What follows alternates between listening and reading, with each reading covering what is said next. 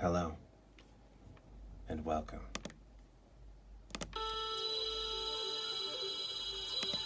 to Instrumental, a segment where I turn music into microfiction.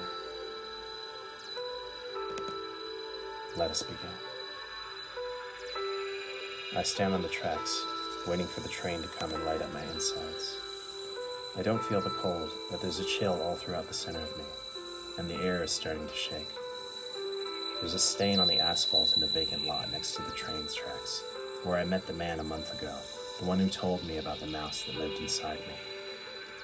Feel that feeling? He said, pointing through me, right through my chest. That cold, trickling feeling. He shook his head. That's the mouse. Everybody has one.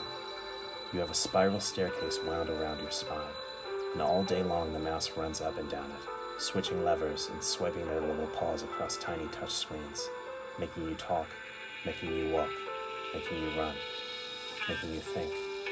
He spat on the ground next to where he was splayed out, making a blue spot in the dust. I can see it, peering out from your right eye. I took a step back and thanked him out of reflex. I wanted to walk away, but we talked for another 10 minutes.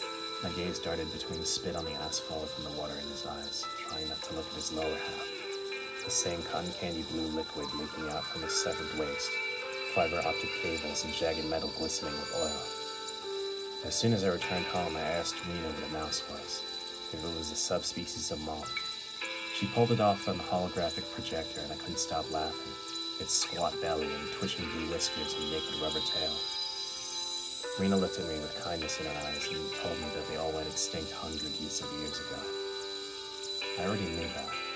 She's a newer model, and she's fond of telling me everything I already know and nothing that I don't know. She's taller and her hair is longer and thicker.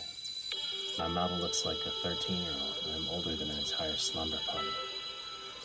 The air is vibrating harder now, and there's a whistling coming from the dark, away from the setting sun. I see the train coming from miles away, silvery and slithering, no doors or windows, skin unbroken by seams.